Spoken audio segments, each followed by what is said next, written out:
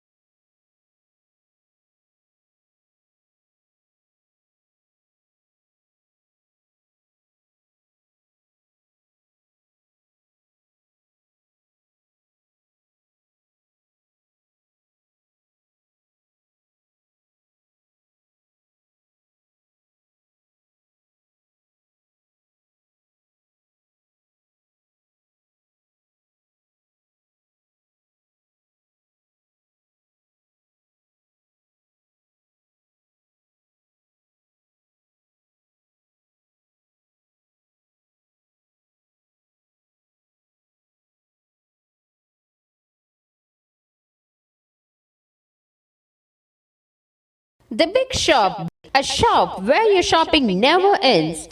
ராகம் TV YouTube பக்கத்தை subscribe செய்யுங்கள்.